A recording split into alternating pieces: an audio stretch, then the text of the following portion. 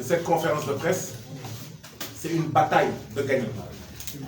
La guerre n'est pas finie, mais c'est une bataille de gagner. Une bataille pour la libération des détenus politiques.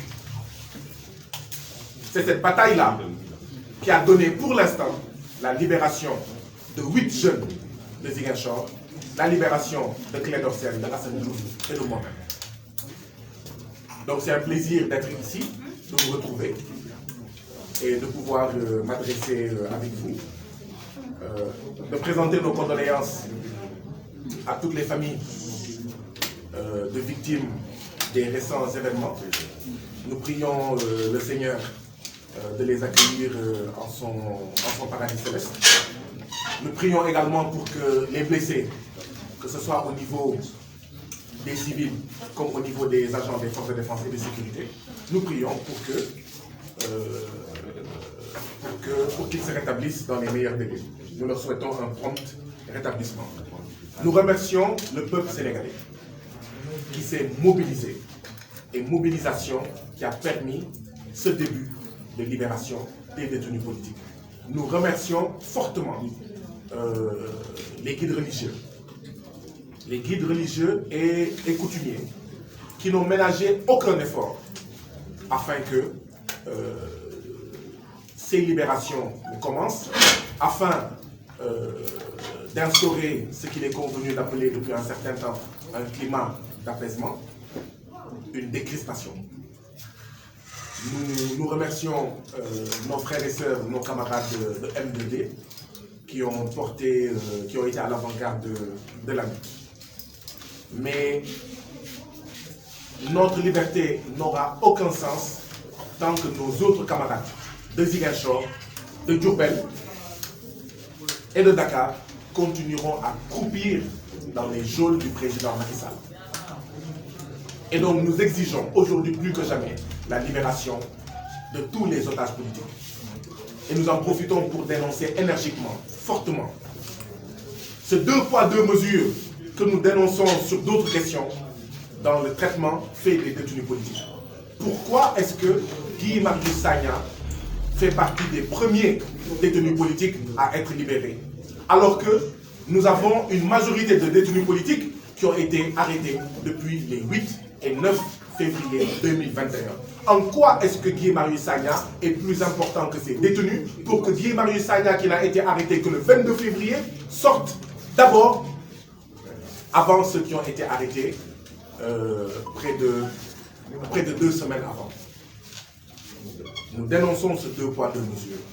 Nous dénonçons cette politique, d'accord, du Kumba Amdei et du Kumba Amoundei. Et s'il nous était possible de refuser de sortir afin que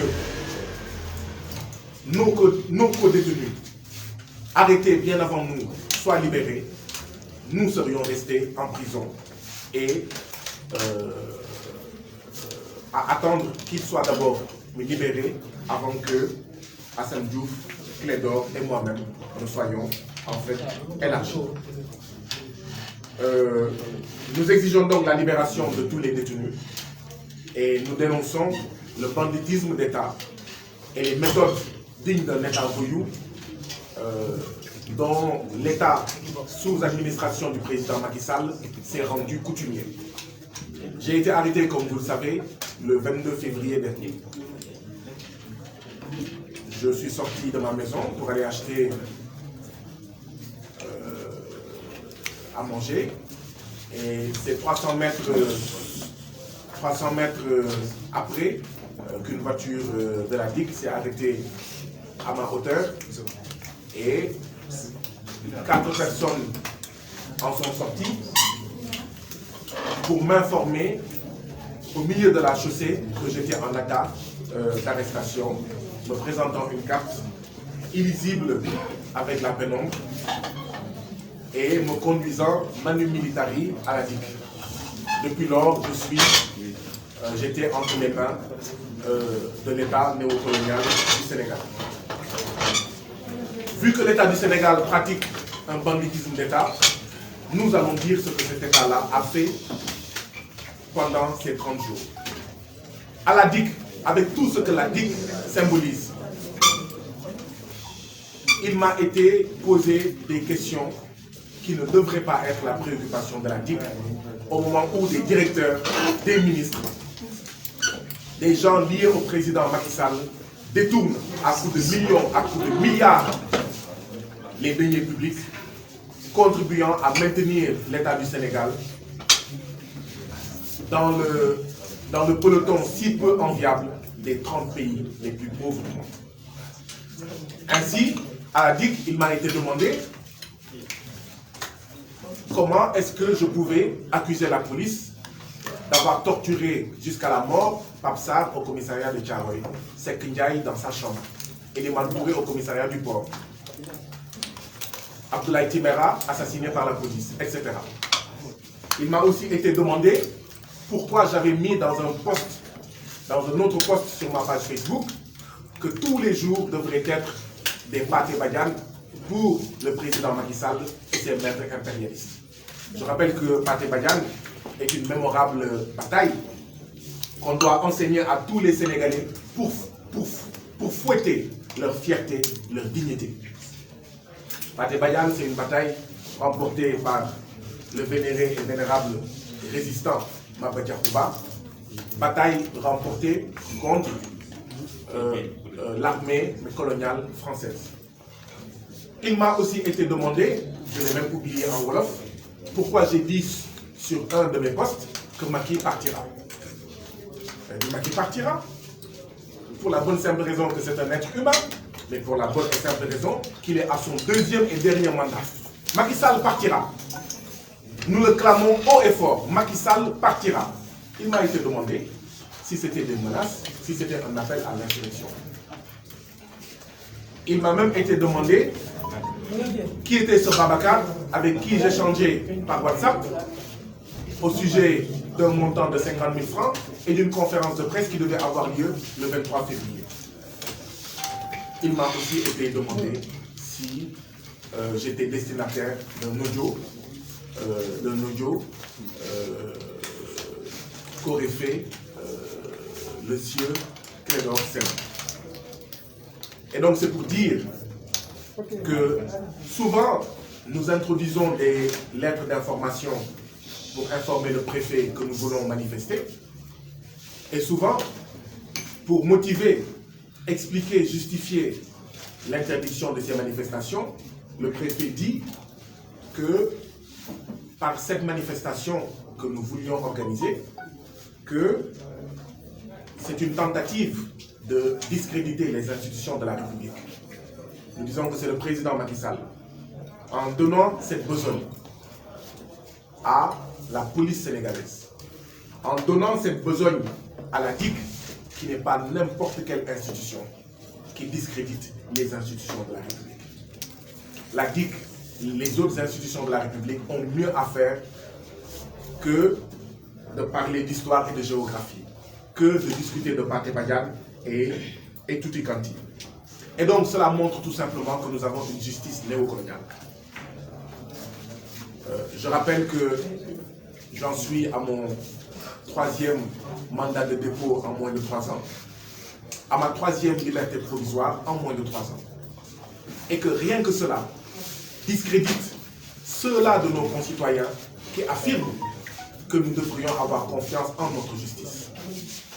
Une justice qui, pour des peccadilles, qui, pour des vétilles, décerne des mandats de dépôt, décerne des libertés provisoires, cette justice-là, nous ne pouvons avoir aucune confiance en elle.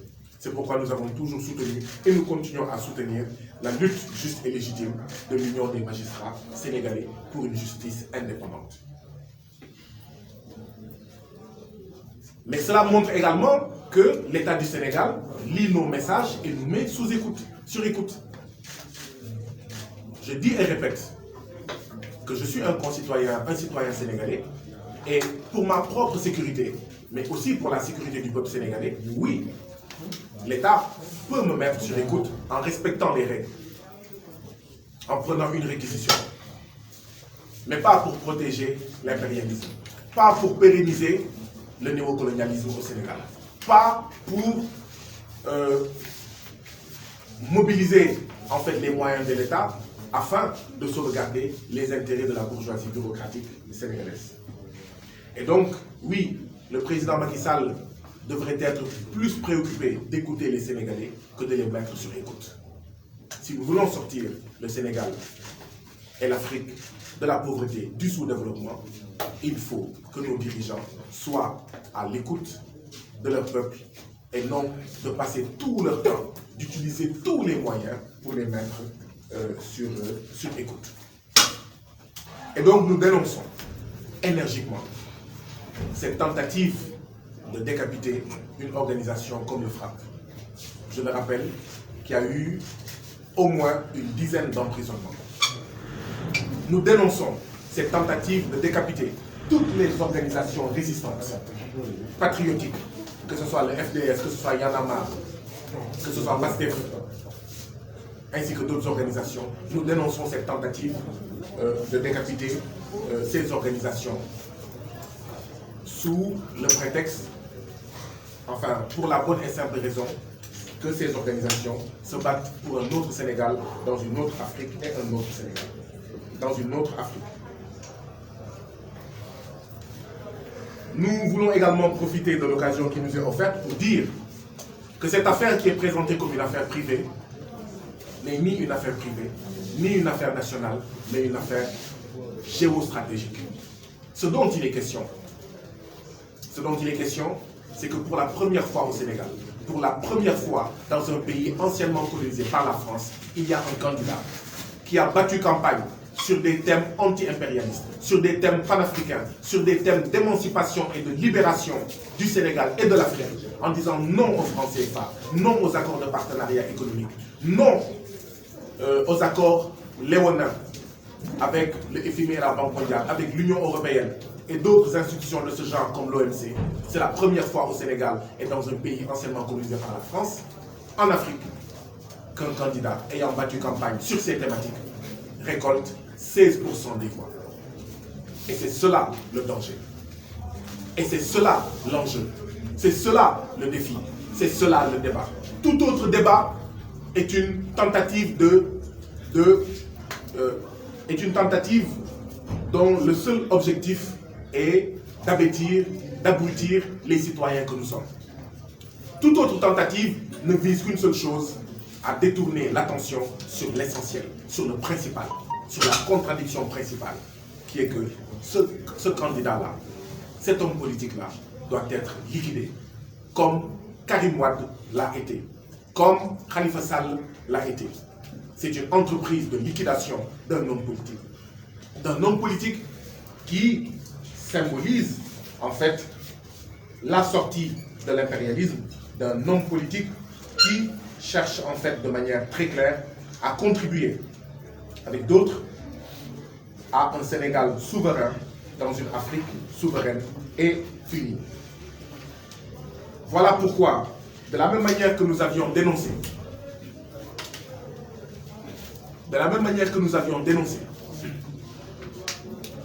la liquidation du candidat Karim Wade, la liquidation de M. Khalifa Ababakar Sall, de la même manière, nous refusons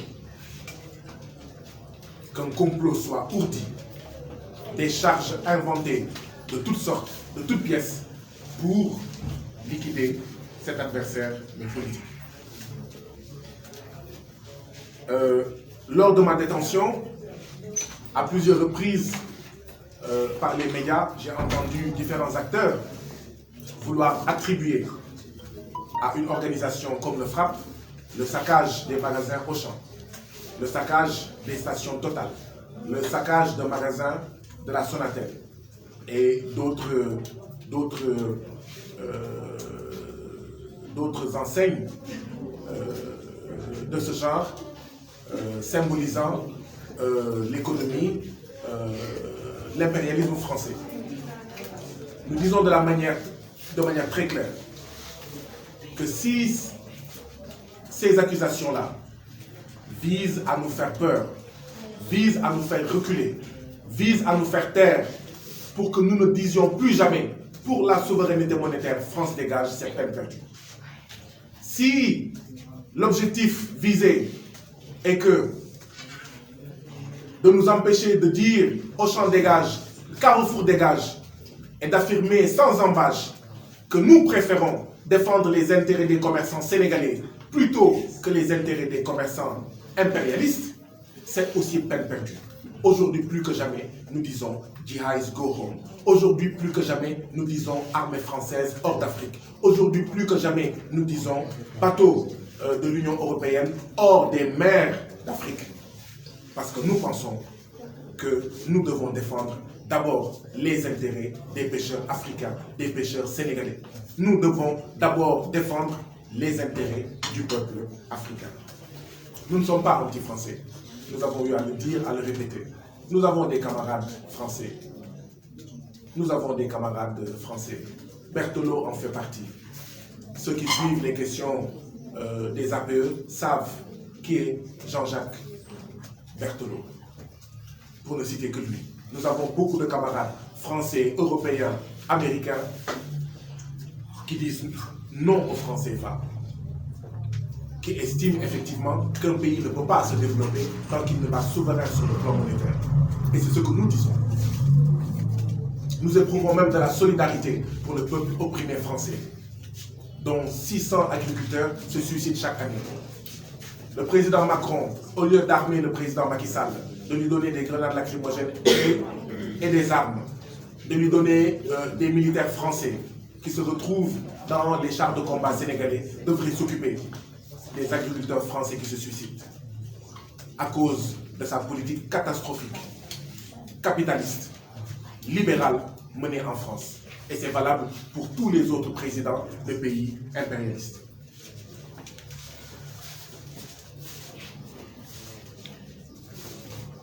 Comment ne pas être frustré quand les moyens des Sénégalais, l'armée sénégalaise, la police sénégalaise est utilisée pour sécuriser Auchan, Total et non sécuriser les marchés sénégalais qui depuis des années brûlent un à un. Vous ne restez pas un mois sans qu'un marché sénégalais ne brûle. Avez-vous déjà entendu la police mobilisée, les chars de combat mobilisés, les gendarmes mobilisés pour sécuriser nos marchés? Avez-vous déjà entendu ces moyens mobilisés pour sécuriser les terres des paysans, sécuriser les forages des paysans, les biens des Sénégalais, pour sécuriser les mers du peuple sénégalais, des pêcheurs en fait sénégalais?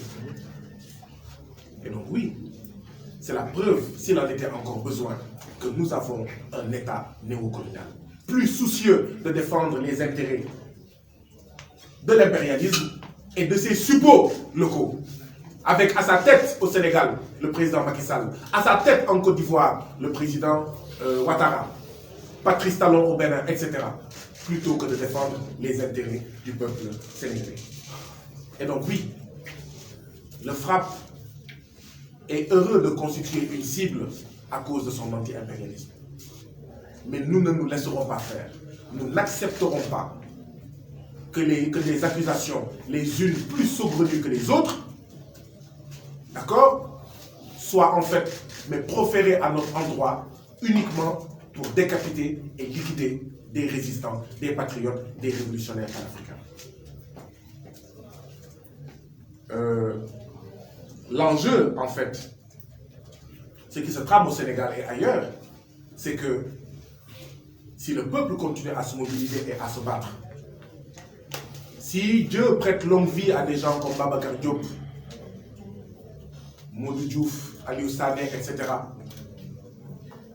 l'enjeu c'est que nous sommes en train de passer de bons élèves du FMI et de la Banque mondiale à bons élèves du panafricanisme et de l'anti-impérialisme.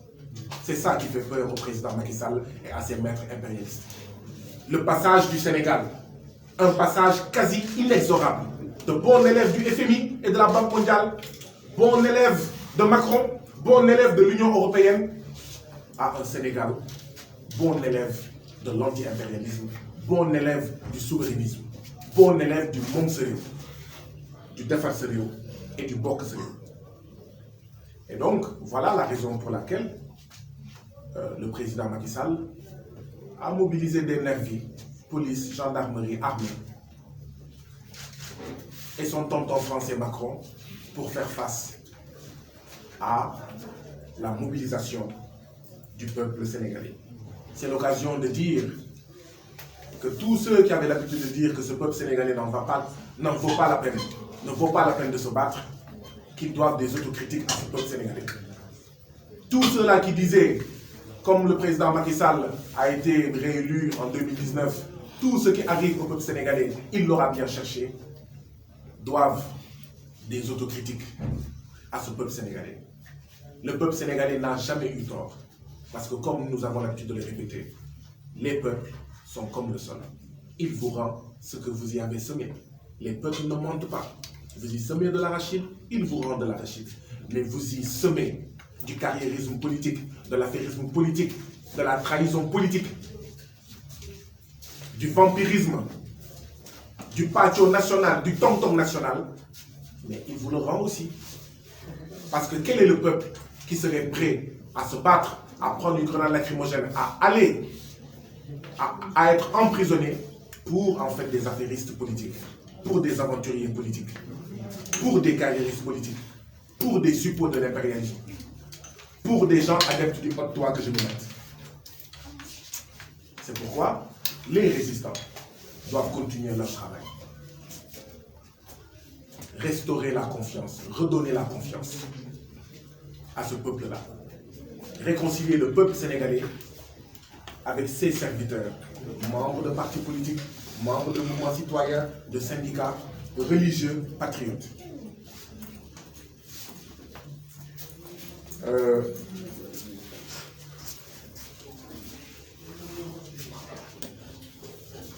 Il y a un épisode sur lequel j'aimerais revenir, parce qu'il a été question en fait d'une grève de la faim que j'ai observée au niveau du Cap Manuel, et beaucoup de choses, certaines qui sont des contre-vérités, ont été dites à propos de cette grève, et il est important de rétablir la vérité.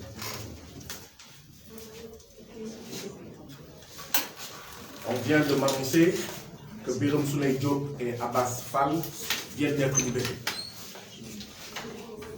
Bravo à ce peuple sénégalais, bravo au M2D, bravo aussi et surtout aux religieux qui n'ont ménagé aucun effort pour que ces résultats-là puissent être égrenés. Mais encore une fois, nous refusons ce deux peuples, deux buts, deux fois. Heureux que Birame Souleye Diop ainsi que Abbas Fall, comme Hassan Diouf, Clédor Sène et moi-même soient libérés. Mais malheureux et triste, parce que toujours dans le deux poids deux mesures néocolonial, que ceux qui ont été arrêtés en premier, les 8 et 9 février dernier, soient toujours en prison. S'il y a des gens qui auraient dû d'abord sortir de prison, parce que détenus politiques, c'est ceux qui ont été arrêtés les 8 et 9 février. Donc nous dénonçons cette tentative de division dans nos rangs. Nous dénonçons cette tentative de nous diviser avec les parents des détenus politiques arrêtés en premier et toujours en prison. Cette tentative ne passera pas. Et c'est pourquoi nous disons au président Macky Sall de libérer aujourd'hui et demain tous les autres détenus politiques de Ziguinchor, de Diourbel et de Dakar. Quand je suis entré au Cap Manuel, j'ai trouvé une situation carcérale caractérisée par le fait que l'unité du téléphone, c'est-à-dire les 60 secondes, était vendue aux détenus à 100 francs. C'était tout simplement scandaleux. Les marchandises de la boutique du Cap Manuel étaient surfacturées. On y ajoutait au moins 100, 200, 300, parfois 400 francs. Une feuille blanche était vendue à 50 francs. Une omelette avec un seul œuf dans un pain qui ne coûterait pas 50 francs était vendue à 400 francs. Un pack d'eau de 6 bouteilles d'1 litre était vendu à 3000 francs. J'ai demandé à la directrice de la prison du Cap Manuel de réduire le prix du téléphone, de réduire les marchandises de la boutique, mais également d'arrêter les fouilles qui pour moi sont des traitements inhumains et dégradants à l'entrée de la prison, où vous êtes totalement dénudés et vos affaires sont volées. Vous y entrez avec une ceinture, on la jette par terre. Vous y entrez avec un calepin, on le jette par terre. Et ces objets ne vous sont pas rendus. J'ai même vu des gens entrer avec leurs clés jetées, lancées. Ils ont dit, mais c'est la clé de ma chambre. Ça a été lancé, ça a été jeté. La chambre 1 dont j'étais membre, qui devrait occuper maximum une cinquantaine de détenus, jusqu'au moment où j'en sortais, pouvait accueillir 150 personnes, accueillir 150 personnes. Et quand j'en suis sorti, elle a accueilli par moment près de 200 personnes. Nous pensons que c'est tout simplement scandaleux parce que les détenus font des droits. Et c'est pourquoi, avant de faire la grève de la faim, j'ai adressé une correspondance à la directrice de la prison pour lui dire, Madame la directrice, ces prix sont inacceptables. Madame la directrice, il faut baisser ces prix parce qu'on est en période de coronavirus. Parce que les familles ne peuvent plus rien faire entrer du lundi au vendredi. Parce que les familles sont impactées par le coronavirus. Parce que la majorité des détenus sont issus des couches populaires. Donc baissez les prix. Voyez ce que vous pouvez faire pour les chambres 1, 2 et 3 du Cap Manuel qui sont surpeuplées.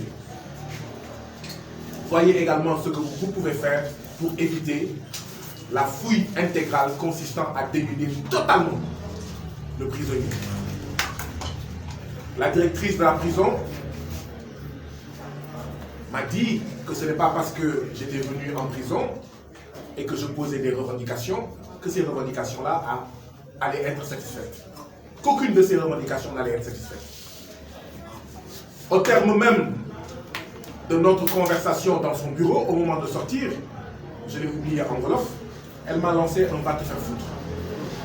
Mais j'ai compris pourquoi elle me disait va te faire foutre. Parce que l'argent de la boutique entrait dans sa poche. L'argent du téléphone entrait dans sa poche. Et donc, exiger la baisse des prix revenait à s'attaquer à ses intérêts. Pire, même les agents pénitentiaires achetaient au même tarif que les détenus dans cette boutique. C'est vous dire ce qui s'est passé dans cette prison. Donc elle m'a dit va te faire foutre. Nous avons démarré une grève. Elle a été entamée par 3 détenus. Après 57 heures, le directeur de l'administration pénitentiaire est venu à la prison, m'a demandé d'arrêter. Je le remercie, salue sa posture et le félicite au passage, le colonel Bokandé, directeur de l'administration pénitentiaire, qui m'a à la limite supplié d'arrêter la grève de la faim. Je lui ai dit, cette grève de la faim est une grève de principe. Le sort fait à ces détenus est inacceptable. Et dans notre militantisme, il y a une part de militantisme carcéral. Nous sommes opposés au traitement inhumain des détenus. Et le directeur de l'administration pénitentiaire a pris des mesures pour que les tarifs du téléphone passent de 100 francs l'unité à 60 francs l'unité. A pris des mesures pour que les marchandises de la boutique de la prison du Cap Manuel soient vendues au même tarif qu'à l'extérieur des prisons. C'est pour dire qu'encore une fois, s'il en était encore besoin, que seule la lutte libère. Nos doyens du RND, le parti édifié, créé par notre valeureux aîné, Papa Cheikh Anta Diop, a l'habitude de dire « Kuy Bereda », seule la lutte libère. Kuy Bereda, quand on ne lutte pas, on ne gagne pas, on ne vainc pas. Seuls ceux qui se battent gagnent. Nous nous sommes battus en prison et nous avons gagné en prison. C'est pourquoi il faut continuer à se battre. Le peuple sénégalais doit continuer à se battre. Nous devons continuer à nous battre. Parce que quand on gagne, on peut gagner. Quand on se bat, on peut gagner. Quand on ne se bat pas, on a déjà perdu. Voilà ce qui s'est passé au Cap Manuel. Je n'ai absolument rien demandé pour moi-même. Je n'ai absolument rien exiger. J'en profite pour dire que le sort des agents pénitentiaires est aussi scandaleux. Des agents pénitentiaires payés 70 000, 80 000, 100 000 francs. Et on leur demande de surveiller, de prendre soin, d'assurer une partie du service public de la justice. Parce que c'est cela qu'on leur demande. D'assurer une partie du service public de la justice en prison avec des salaires de 70 000 francs. C'est tout simplement scandaleux. Pendant que notre classe politique se shoot avec des milliards au Conseil économique, social et environnemental, se shoot avec les deniers publics, d'accord, dans des institutions aussi inutiles que budgétivores, dans le Haut Conseil des collectivités territoriales, ou bien dans la Commission nationale du dialogue des territoires. C'est tout simplement inacceptable que pendant ce moment-là, où le président Macky Sall s'accorde plus de 8 milliards de fonds politiques par an, que nos agents pénitentiaires soient payés 70 000, 100 000. C'est scandaleux. Et donc nous plaidons pour eux comme nous l'avons toujours fait.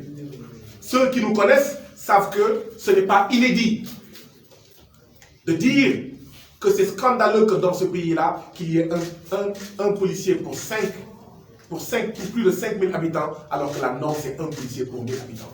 Ce n'est pas inédit que nous disions que dans ce pays-là, le Sénégal, il y a un gendarme pour plus de 4 000 habitants, alors que la norme c'est un gendarme pour 1 000 habitants. Et donc c'est une surcharge de travail.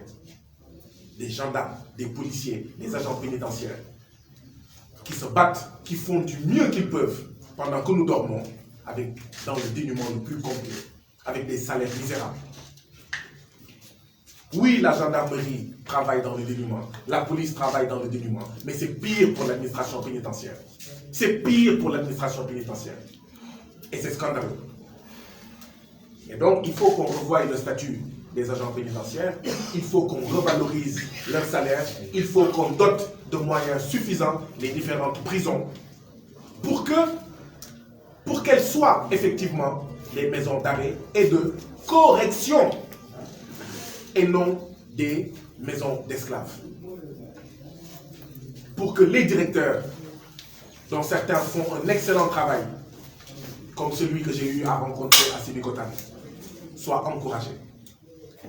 Pour que le directeur de l'administration pénitentiaire, ainsi que tous les autres agents pénitentiaires, dignes, intègres, honnêtes, pour qui nous avons énormément de respect, que nous saluons, que nous félicitons, que nous encourageons, soient mis dans de meilleures conditions, afin que les détenus soient dans de meilleures conditions, pour préparer la réinsertion sociale. Parce qu'en prison, il y a encore ce qu'on appelle l'état cathartique. Vous sortez de prison aujourd'hui, il revient dans une semaine, il revient dans 15 jours. Mais parce qu'il faut qu'il mange. Il va manger quoi? Il va faire du vol à la sonnette. Il va arracher le portable d'une de nos sœurs. Il va voler. Il va vendre de la drogue. Et il va se retrouver à la case prison. Donc je tenais aussi à dire cela. À remercier fortement et énergiquement Force démocratique du Sénégal, représentée ici par Dr Babacar Diop, à ma gauche. Le Front Mutuel Doïna, représenté à ma droite par son coordonnateur adjoint, Modou Diouf. Didier Malik, qu'on ne présente plus, ainsi que sa délégation qui représente la célèbre page LCIS, qui fait énormément de social, mais qui se bat également sur le plan démocratique contre la corruption, ainsi qu'un certain nombre de fléaux qui contribuent à maintenir notre Sénégal et l'Afrique dans le peloton si peu enviable des pays les plus pauvres de la planète. Et donc la lutte va continuer. La lutte va continuer, elle va continuer pour la libération de tous les détenus politiques dans les meilleurs délais, et nous demandons au président Macky Sall de les libérer aujourd'hui et demain. Mais également pour la satisfaction de la plateforme du M2D dont nous sommes membres. mais également dans les batailles qui font la particularité, la singularité d'une organisation comme le FRAPP, d'une organisation comme le Front Multitude Dominant. Et c'est l'occasion aussi d'attirer l'attention de la classe politique, partis politiques, syndicats, autres organisations de la société dite civile confondues. Dans le Corona, tout le monde dit qu'il faut retourner à la normale. Après les mobilisations, ce qu'on a qualifié d'émeutes, etc., tout le monde dit qu'il faut retourner à la normale. Nous disons fortement que justement, c'est cette normale-là qui était le problème. Et donc, cette classe politique doit éviter de ne parler, de parler principalement, de parler d'abord de calendrier électoral, de fichier électoral, de candidature.